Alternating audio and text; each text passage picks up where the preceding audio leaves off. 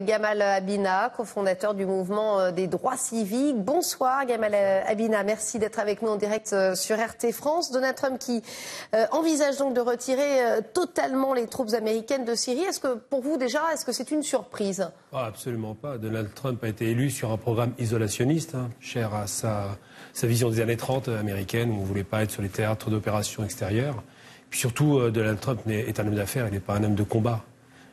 Ça surprend tout le monde quand on dit que Trump était le moindre mal lorsqu'il a été élu, mais en vérité, quand on y réfléchit bien, entre Hillary Clinton qui voulait la guerre et puis Trump qui ne voulait pas la guerre, qui était clairement opposé à toute intervention américaine, il fait qu'appliquer son programme. Alors, il dit, il en profite évidemment toujours pour un petit peu se mettre en valeur, et il nous habitue à ça. Il affirme donc avoir vaincu en toute simplicité l'État islamique. Quelle est la réalité sur le terrain? Bon, en dehors du côté sketch de l'annonce, c'est un retrait, ça n'est pas une victoire. Mais je pense qu'il y a un de ces ministres qui s'est exprimé sur cette question. Il a dit mieux vaut partir tôt que de s'enliser comme l'avait fait évidemment avant Obama et puis surtout son prédécesseur. Bush qui n'a pas laissé un bon souvenir dans la région, et il se trouve que Trump considère qu'effectivement s'enliser est la pire des solutions, et c'est la raison pour laquelle il est opposé même à sa propre majorité là-dessus.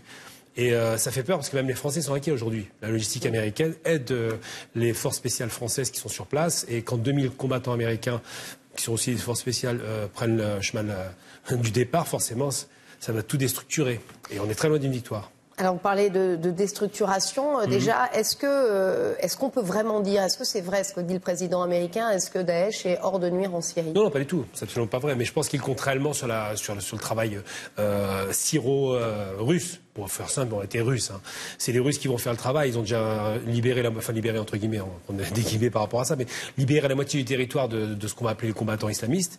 Et ils vont finir le travail, tout simplement, parce qu'ils ont, eux, des moyens considérables sur place, et ils ont en plus l'assentiment de Damas. Donc il n'y a aucune raison pour que ça s'arrête là. Ils vont les liquider très rapidement.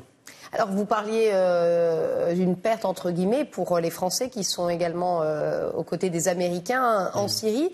Les Français qui, apparemment, d'après le Washington Post, ont appris que le retrait américain par le tweet, par Twitter. Ça vous inspire quoi, justement? C'est assez audacieux. Audacieux, je ne sais pas si c'est audacieux, mais je pense que la diplomatie, c'est un mot qui ne comprend pas Trump. C'est M. Tweetos, il passe longtemps à lancer des tweets qui sont toujours soit surprenants, soit incendiaires, soit du contre-pied, soit contradictoire très souvent.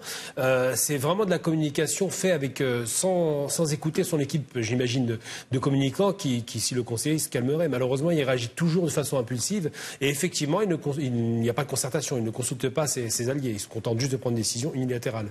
Mais alors, vous allez me dire, le peut-il? Oui, manifestement, il le peut, mais tout de même, on peut se retirer comme ça, avec un tweet d'un pays, d'une coalition. Il y a un vrai partenariat. Ça doit être très surprenant, effectivement, pour les Français. C'est surprenant pour les Français. Enfin, Trump n'est pas... Et très vexant, d'ailleurs. Oui, vexant, mais ça, la vexation, c'est pas un problème pour lui. Je veux dire, quand il se retire, par exemple, des accords internationaux, tous les accords, on va prendre l'exemple, par exemple, de l'accord avec l'Iran, il s'est retiré de façon unilatérale, c'est la signature de l'État américain qui est engagée, ils s'en fichent.